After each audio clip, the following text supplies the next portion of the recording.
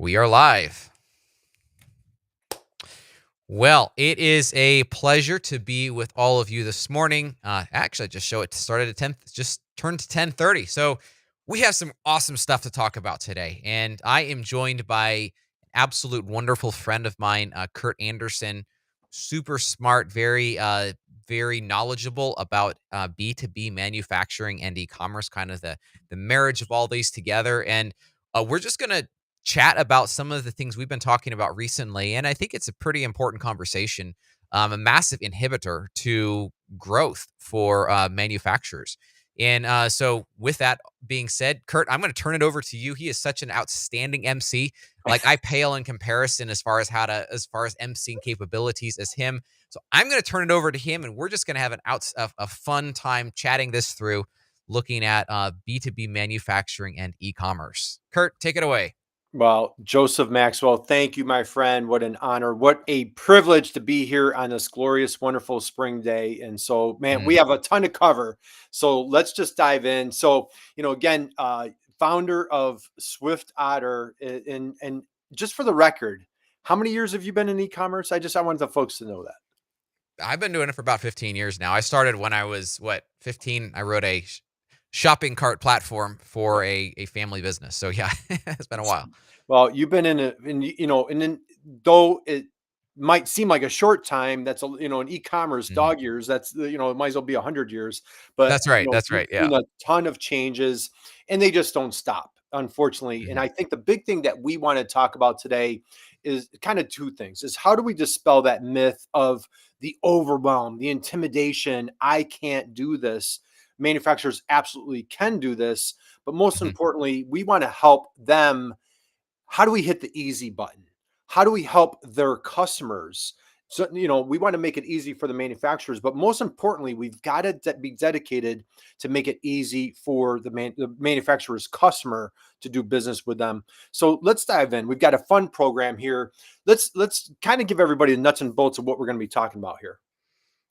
Yeah, definitely. So we want to look at the inhibitions as far as what prevents manufacturers and honestly anybody, but especially with this focus on manufacturers from getting into e-commerce. Like what are the things, the reasons that keeps us from going to this place. But once we look at the inhibitions, we're going to uh, destroy those in a fairly easy way, I think. And we're going to then present a plan and then the details. Unless you think this is a big, massive sales talk, the answer is no. I mean, yes, there is a plan that could involve us at the end, but we're going to lay this out in a way that puts you at the driver's seat, you understanding what needs to happen. And we're going to boil this down to as simple as absolutely possible, just so you can dispel this myth that building an e-commerce website when starting out is this really complicated, big, massive project. We're going to help show you that it's actually fairly simple. That's right. And so, Joseph, I think we've coined a new term, if you will, right? So, Mhm. e-commerce, back in the day, it was electric commerce, right? It is no longer electric commerce. That's right. What does E stand for, Joseph? Could you please enlighten the folks? It now stands for easy commerce. So no, we're not doing the iPhone, the IE, those acronyms. E now stands for easy commerce. And the reality is once you pare back all these, I'm going to use the word assumptions, things that we like to think of as, well, we end up thinking of as far as critical foundational elements of a project. We say, is that really necessary? It's kind of challenging the status quo here. We're going to come back and we're going to see, it's actually a little bit easier. In fact, a lot a bit easier than we would think it to be. So, for example, right here on the screen, Curt pulled up. Thank you, Curt. We can think of getting into e-commerce as too big of a project. There's too much that we need to know. There's too many unknowns.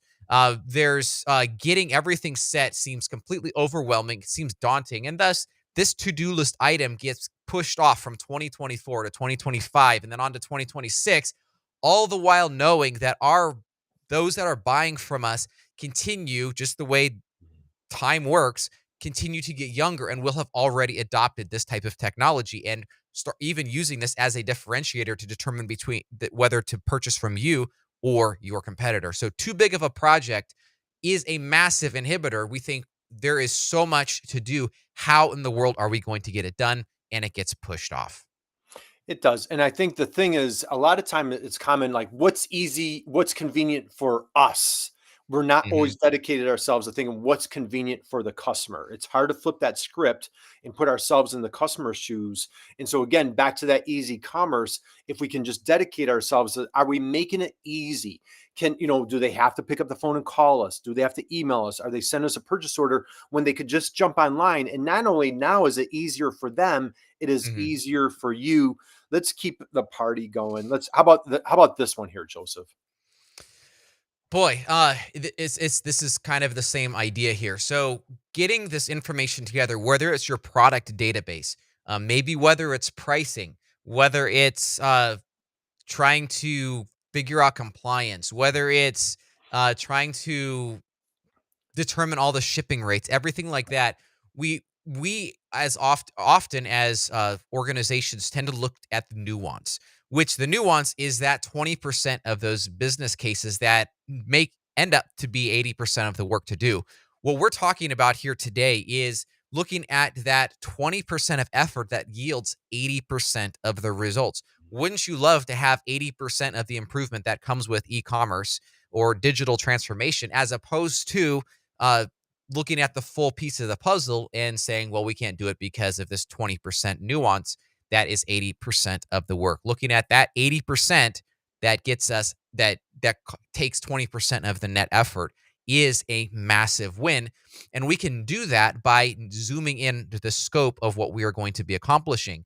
Instead of saying this is going to be this massive project, we're going to say, what can we start with? And you're going to hear that as a theme as Yeah. we continue forward. Yeah, and phenomenal point here, Joseph, because the thing is, you think, as manufacturer, think of your customer service, or you're in sales or Mhm. owner, whatever position you're in. How many times do you answer the same question over and over and over, especially with a new, prospect, a new lead? Hey, what are your shipping times? What's supply chain look like? What does this Mhm. quality, IPC standards, ISO stand, whatever those questions are, by putting all that on your website, taking these products, putting that information there. Now you're doing it one time. You've made it easier for you. And I know we need to get over that hurdle of like, well, I have to do it. Well, you're doing it over and over anyway. Why not just do it once? Right. That's And right. so I love what you're saying here. How about Joseph? Let's dive into this one.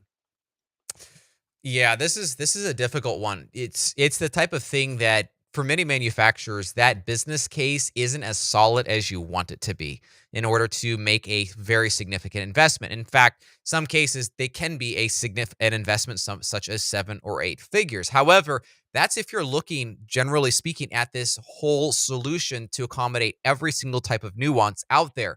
If we pull this back to that 20% effort solution, the numbers are well within an easy business case, as well as it can even become less through some of the ideas we're going to discuss here in this conversation as we can go forward. So, Right. yes, getting buy-in for a brand new venture for that are 7 or 8 figures for a manufacturer can be a difficult thing to do. However, as you're able to understand, is this really necessary? Is this really necessary? Is this piece really necessary? That pulls back that scope into a bite-sized chunk, something that you can start with a good foundation and then build on later as you continue to see success.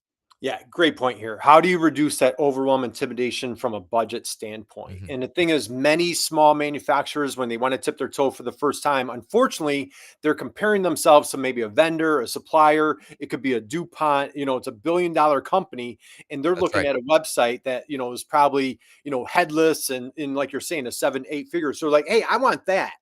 Well, let's take a step back, let's Mhm. crawl, let's walk, and then let's start running, That's and right. so how can we take that phased approach? I love what you're saying. Focus on that 20%. Let's get within our budget, let's get within our Mhm. means, because we need to get off the sideline, get into the game is what is the most important thing. So okay, let's keep this party rolling. I CD-ROM, are love you this are one. you old enough to know what a CD-ROM is? I would I know. am. I am, and I still remember when DVDs came out. So maybe I was just somehow Man, I'm technologically integrated back then. I'm I don't know. impressed. I'm impressed. I saw this. I was like, "There's no. He's not old enough for this." But what are we talking about here? fact, I have a CD. I have some CDs still floating around here. I used to get when I was back young. I was kind of this nerdy teenager geek, and I subscribed to the Microsoft Developer MSDE, Microsoft Developer Exchange, and they sent out CDs every month. A stack of Nice. CDs. It was incredible. It was like birthday every month. So here's the problem with a lot of times in e-commerce, we often look at this first release as having to be 100% perfect. Like I'm talking about 8 or 20 or 80% of the functionality plus the final 20%, right? 100% of functionality. It has to be perfect this first go around, which means we have to do a whole bunch of extra due diligence. We have to get all these different departments involved. We have to get sign off from budget. We have to get sign off from executive. And guess what? The project never happens in 2024. It never happens in 2025, et cetera, because it's this process ends up being like a CD-ROM. It has to be shipped perfect day one, and it's never can be changed after that. In reality, it never is shipped perfect on day one, no matter how much everyone tries their hardest. There's always going to be little tweaks that have to happen. But secondly, this is electronic, going back to the old version of Yeah. this e-letter. It's electronic. It can be changed.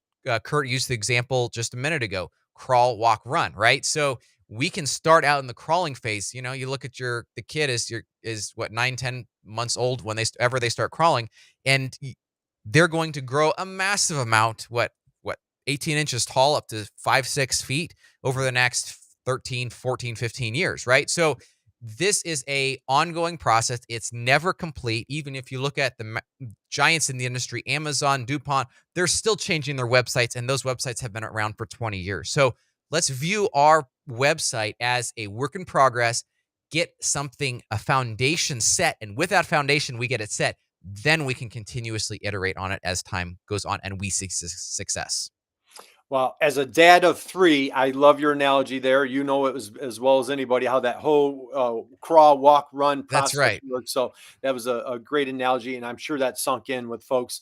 Let's go in here. I love, on the last slide, just for a reminder, we talked about getting that buy-in. Okay. Now, to get the buy-in, we don't need to be the wrecking ball. We don't need to be the bulldozer. But, when you think of bulldozer, a bulldozer can be really positive. That's We're right. clearing the path. We're going to build something spectacular. I love this analogy. Take us here. What's going on with a bulldozer?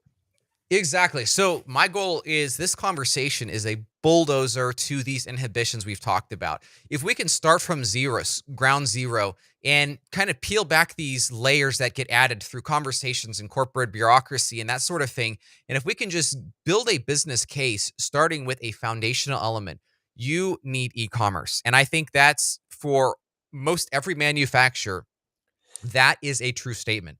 We need e-commerce. We need to allow our products to be purchased in this way. So, what is the bare bones, the absolute minimum place that we can start, and how can we iterate on that? That's where this bulldozer comes in. So, if we can wipe away these inhibitions and say, in a theoretical world, what would it look like to get e-commerce started, to get this traction going, and how can we do that? That's where we're going here with this conversation. Well, absolutely love it. So we've covered the inhibitions. We're going to roll up our sleeves. We're going to come into this just fearlessly. And I think one thing that can't be overstated is manufacturers, with e-commerce. E-commerce is no longer a nice to have. It is mission critical. I obviously you and I are a little bit on the bias side. So whether somebody does business, whoever they're doing business with, you Mhm. really have to get into e-commerce. So to get into e-commerce, you need to have a plan.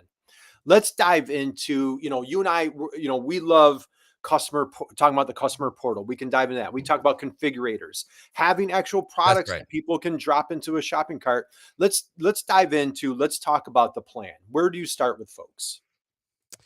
I start with the word or the acronym MVP. Now, Joseph, I have to interrupt real quick. Now you're in Yeah, yeah. Kansas City. Like how the Toronto Blue Yes. Jays, seriously? Do we have to go to Toronto? I'm just teasing. But, all right, what is the MVP in It this case here compared to what you might be talking about? the MVP that I'm talking about actually will end up playing off of this slide right here. Most will make you the most valuable player in your organization, but that's not necessarily the initial intent of acronym MVP. Curt, if we go to the next slide, the idea behind MVP is minimum viable product. You've probably heard this phrase before. And what this often sets off as alarm bells is people saying, well, but this means it's a unusable product. No, that would be an unusable, non-viable product. And that's not what we're going for here. But what ends up happening is there is often a distinction between minimum viable product and unusable product. And that distinction is, what do your customers want and need? Again, this is where the layers that we can start assigning to these projects leading to this bloat comes from, is when we can say, well, this is what we need in order to make it functional, but what about what the customer needs? Minimum viable product, I think, should be focused on the customer first, and then we can start adding in our layers of needs on top of this. Yeah. That's the primary point here. Yeah. Couldn't love this enough. I remember probably 10, 12, whatever it was, years ago. I'm at a client and we're talking about e-commerce and dedicating ourselves to make it easy for the customer. And, again, as a digital immigrant and, no, don't mean anything critical here, but I vividly remember they're saying, boy, if we did that, what would Mhm. Joanne down the hall do? That's right. We're more worried about what's going to happen internally on the pushback as opposed to making it easy to do business with our customers. And so that's what we really, Amazon, I absolutely love. They have a thing that's called the empty chair. And I don't remember if you and I talked about this before. I What don't it think we have is, yet. it's I did a little research project on Amazon, 10, 15 years ago, and they have a Hmm. thing called the empty chair. And what it is, when they're sitting around, they have a conference meeting, whatever it is, Mhm. that chair is in that chair is the customer. It's a fictitious, it's an empty chair, but it's the customer. And they're constantly asking, hey, customer, what can we do to make your buying process easier? What can we do to make your day better? And That's so right. I love that, if we all could take that empty chair concept, but what's going on here? Let's dive into each checkpoint here. Exactly. So this is what gets me really excited. As we are able to exclusively focus on the customer first and our Mhm, organizational needs second, mhm. we number one need to make sure customers can find products. You could probably insert a middle bullet point in here that they get the information that they need on those products. Yep. Ideally, they get their drawings, they get the specifications. We really would like it, if possible, might not be possible for round one, to have shipping information as far as what the timelines look like. Again, it might be very manual for round one, and then it can be automated in the future. They get the information they need, but then they can make purchases. They're able to push this process through. The benefit, though, and this third point is both call it a requirement, but it's also a feature, is that your sales team's value gets exponentially increased, because now, instead of the sales team being order takers, they are able to uh, develop those customer relationships, being pushing people towards e-commerce, be a salesperson actually for e-commerce to your customers, as opposed to salesperson for those orders. It's teach a person to fish, give a person a fish, you'll feed him for a day. Mhm. Teach a person how to fish, you'll feed him for a lifetime. Yeah. And that's kind of the idea that we are going for here, is helping your customers find the information that they need on the website, being able to push that process through as easily as possible. Yeah, one of our taglines is, how do you help that ideal customer? And maybe it's not even a new prospect. This is an ongoing 20-year relationship that you had. And let's not lose that relationship. And what I That's love right. to see is, how can we help that ideal buyer make a buying decision on a Friday night at midnight without having to wait for you to open up your doors on Monday morning? How can we just make it, Absolutely. who knows what time zone they're in, their timeline, Mhm. they work from home, don't work from home, family, whatever. We don't know, like, let's make it easy for them. Love, love, love what you're saying here. And let your sales, a lot of sales reps are like, hey, wait a minute, this is what we do. No, let's empower you to be more of a salesperson, not a order taker, not playing customer service rep, not playing, order information. I don't need to know what the price of, some a commodity is from, in a phone call. Let me just find it on my own. So I love that. We're going to dive in here now for folks. I want to bring this, from an SEO standpoint. This can get a little high level or a little technical here. So Mhm. walk through folks what you're describing here with shop.mywebsite.com. What's going on this slide? Absolutely. So we're talking about minimum viable product, easy to get going.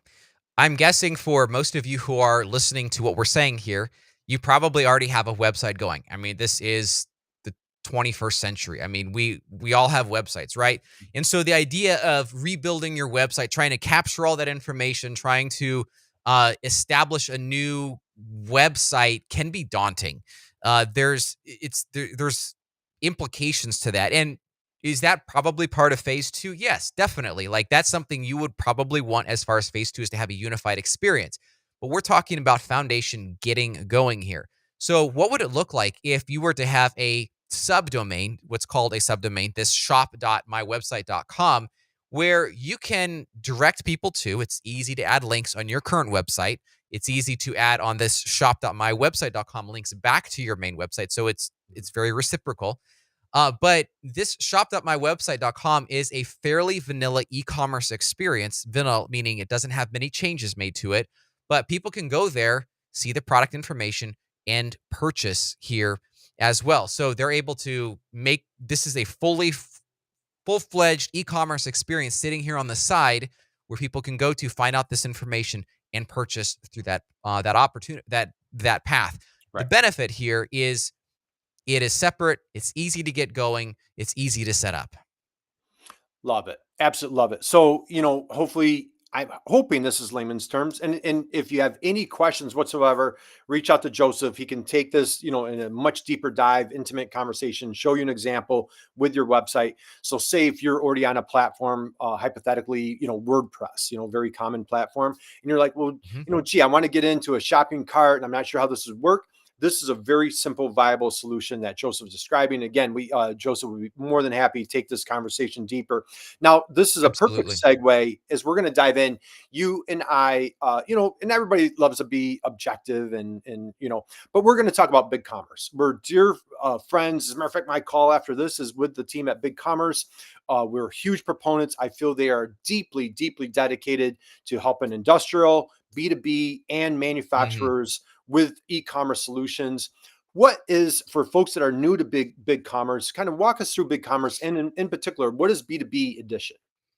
Absolutely. So BigCommerce is a e-commerce platform. BigCommerce, they all have the word commerce in them, except for Shopify. They're the one unique player there. But so BigCommerce is this platform. Basically, it has all these e-commerce features built out. Most everything you'd ever need in order to function as a e-commerce business. Take orders through the website, show customers products, categorize them on category pages, design elements on like the homepage, put some information on there, log in as a customer. The administrators can also log in as that customer account to kind of see what they're seeing. That's the foundational e-commerce platform. It's a really good product, great value that they have with this. A lot of good features out of the box. I'll just quickly throw this out here. Shopify is often the head-to-head competitor for BigCommerce. BigCommerce is usually less expensive. It's easier. It's a better place to get started with. And their B2B edition is still significantly better than Shopify. So if you're thinking the elephant in the room, Shopify, I would suggest that you take a look at BigCommerce. It's a outstanding platform, and really they've invested heavily on the B2B side. So it's a great fit there. This B2B edition is an extra suite of capabilities, and it really goes into things that you as a B2B manufacturing partner will likely want. And again, our goal is to talk about things that you can literally put on your website or stand up this separate website that has at least 80% of what all your customers are going to want out of the box. So for example, in this B2B bundle has the ability to submit items for quotes. So they can literally assemble a shopping cart worth of products and send that to your sales team. Your sales team can be assigned to company accounts in this B2B bundle edition, and they can negotiate on pricing. Being able to, if you have parts that are often or regularly reordered, having those lists of those products easily accessible for the customer without any development partner needing to be involved, right there, easily available for your customers. Being able to have a set up a specific product catalog for customers. So let's say you have this high volume customer that they order 5 products from you. You've negotiated incredible rates with them. Well, not incredible to you, like incredible for them rates. and but it's high volume. You still make your money there. But they don't want to. They want to share this catalog of products with their distributors or whatever, and they don't want to necessarily show all the products across your entire catalog. Well, you can deliver a very specific subset of products with those negotiated prices specifically for those customers. That's a huge win. You can also put custom checkout fields in the checkout page. Another big win. When do you want this delivered? What day of the week? What time of the day do you want this delivered?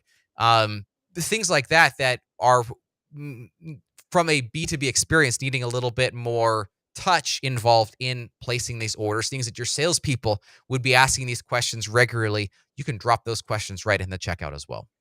Yeah, again, lots to unpack right there. And so, if you were found that closely, man, go back and you catch a replay, hit the rewind button on that, and just walk through what Joseph just described. You can create an extremely powerful, intimate solution for your customer, thus easy commerce right here.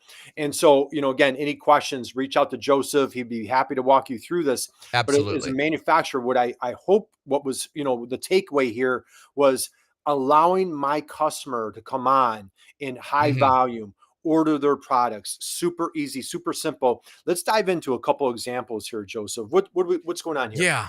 This is the page that I was talking about, allowing you to give your customers insight as far as what they have ordered from you through the e-commerce website. Super plain English, like right there in front of them. This is what they have ordered. They can search it. Very easy to see. This is a quick overview. So I don't know, Curt, if you want to bounce to the next slide. Um, Purchase products. This is where your customer can go in and reorder products. They can quickly place orders for products. So you can enter a SKU number in. You can see the products you've ordered in the past. Easily place reorders for those. You can also add sub users. So in BigCommerce, you have two levels of buyers. You have a senior buyer and a junior buyer. Junior buyers can't actually place orders themselves, but they can create a list of products and have a senior buyer purchase that for them. So very powerful in keeping track of these permissions, so that you can delegate the work to these junior buyers, and then just have the senior buyer make a couple clicks and the order is placed. So one of the massive benefits with BigCommerce is, I'm going to say, you can probably have, for most people, not e-commerce experts, you can have your website up and going in 16 hours of your time. Super basic, like there's going to be very minimal changes. You're going to have a product catalog up there, but 16 hours have a fully featured e-commerce experience. Is it going to be perfectly tuned to your branding? Is it going to have all the bells and whistles that you'd ever like to have? No. But the idea is a minimum viable product within a few hours of even your effort, your time. This is a foundation. This is minimum viable product. There is manifold times more features and functionality and looks that would be added to the website. But let's get something off the ground, get you running, Yep. and then you can add to that. Yeah, fantastic point here. And again, just kind of recap here what we're talking, when you hear the word SaaS, right? Software as a service, that's exactly what this is. So as a manufacturer, when you're looking at competitors, you're like, man, look at my competitors doing this, or my vendors doing this, suppliers doing that. What BigCommerce offers is it's off the shelf part of the package. So it's not cut if you're talking to a web designer out there and they start talking headless or when you say the word custom, just that equates money, right? And so the That's nice right. thing is here, a lot of these things are coming right part of the package. That's part of your monthly service that you provide. I have no skin in the game. I have no financial relationship, with BigCommerce. Just a huge fan of the solution, the powerful solution that they offer for manufacturers. So lots to unpack, lots to uncover. And again, I want to be mindful of everybody's time. We'll keep the party rolling. But if you want to take a deeper dive conversation, reach out to Joseph, reach out to myself on LinkedIn. But Joseph, so we really bulldozed those inhibitions. We got through that. We covered, it's much, much bigger, but in about 10, 15 minutes or so, we dove into a plan. That's right. We're not going to do a super deep dive because we've covered a lot. We don't want to overwhelm anybody, but let's scratch the surface on the details. Let's get into some of the details here. What's going on here? There are 4 elements of this, and like Kurt said, I am more than happy to dive into each one of these at a little bit more detail if you have questions about this. There are 4 items that really have to be determined to get this website functional. And even in this, there are still even layers of nuance there that we can even peel back. Number 1 is products pricing. You have to have a list of products and you have to have prices for those products. Now, remember, you don't have to list every one of your products. Some of those products might be incredibly complex. You don't have to list some of those. There might even be ways to then simplify those complex products. It's likely that people on the website won't need all this layers of complexity. You can put a link in the description saying, call us if you want this, this, or this changed. We can keep the products usually simple. Pricing as well. You can theoretically upload every product customer's pricing up into the website. That's going to take time. Instead, what you should do is consider having your retail pricing have a discounted pricing for your wholesalers. And maybe as you're wanting to incentivize a couple of your bigger buyer groups, maybe start with one of their pricing tables and work past that. The idea is super, super simple. Maybe you don't even motivate your existing customer base to buy, or you just start by focusing on other customers, trying to get people who are coming to the website. There's a couple things to think about there, but keep it simple. Get something launched, get traction, and go from there. Products and pricing, keep that simple. And let me throw my SEO hat, because for our contract Please. manufacturers that they feel left out of the e-commerce party, I'll just hit this super quick. Every contract manufacturer has a proprietary process. Your proprietary Mhm. process of Joseph has been preaching that 20/80 rule. Your proprietary process can be your e-commerce opportunity. When you convert your process, ICNC, I manufacture circuit boards. When you convert that into a product per se, now you've got really, I like to use the word juicy. You've got juicy SEO opportunities. Again, we could geek Mhm. out much, much further. I love diving into that with clients and with manufacturers. So again, if there's another takeaway here, e-commerce brings powerful SEO opportunities for you and your That's right. company. Joseph, let's keep the party rolling. Shipping. Obviously, we're going to make our product. We've got to That's ship right. it. What are some shipping solutions for folks? Uh, BigCommerce Enterprise includes a product called Shipper HQ. Shipper HQ is probably going to take care of every piece of your shipping calculations. So basically, showing your customer live shipping rates. This is what it's legitimately going to cost to get this product from our doorstep to your doorstep. One thing to consider in this is if you're thinking about free shipping and Amazon and all that stuff, put a comment in there. There's places you can drop text on BigCommerce, on places on the BigCommerce website. Say, look, free shipping is a misnomer. There is no such thing as free shipping. We are charging you what we pay to the shipping provider. That's it. People understand that. And they understand that there is no such thing as free shipping. So shipping is generally very simple. Keep it simple. Start out at the most basic level you possibly can. Yeah, and for even our friends out there that are shipping pallet loads, containers, there are incredibly sophisticated yet simple solutions. And a lot of times as a manufacturer, we feel like, oh, we're Mhm. alone. We're the only one that has this problem. Guess what? Millions of manufacturers, have the same problems. Millions of folks have the same challenges, and there are a lot of solutions. So I would encourage you, don't make any assumptions that your problem is more complicated than anybody else's, or that there's not a solution. Let's at least ask. That's And that's right. a great thing about someone with Joseph, and lining yourself with an e-commerce expert, a strategist, is because they've paved the path, right? What's the famous Absolutely. proverb? The best way to go down a path is talk to the people on the way back, right?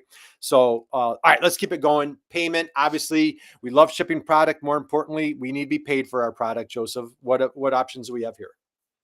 Yeah, so payments is often a big hiccup that we see, big road bump, and the reason for that is manufacturers might be using for example, an outdated ERP, using an outdated payment provider, and then okay, well, guess what? This payment provider doesn't exist on e-commerce, and it's a real nightmare.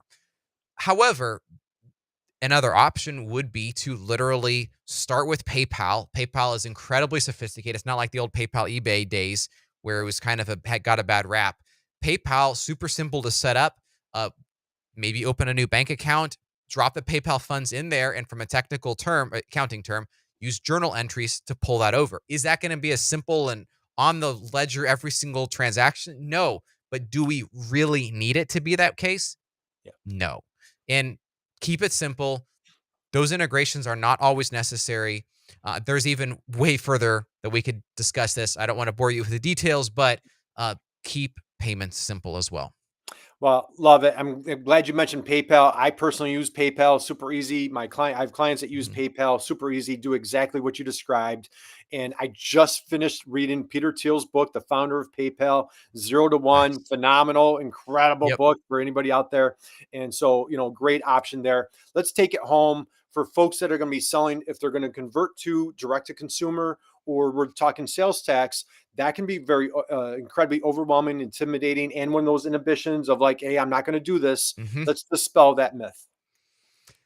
Taxes, as complicated and seemingly unnecessary, although they are kind of necessary, as they are, there is a very easy solution out there, Yep. and that is with a third-party software product. Either Avalara or TaxJar is what we recommend. TaxJar is a lot cheaper. Avalara is more full-featured.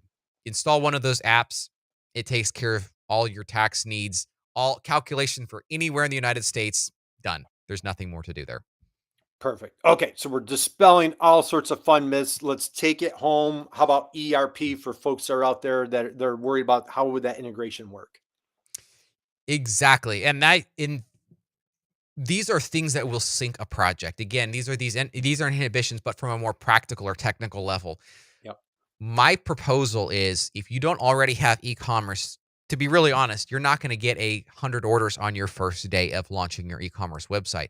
This is going to be a process. This is a foundation. We're building on this foundation. So the ERP integration is easy to be argued. We don't need that for day one.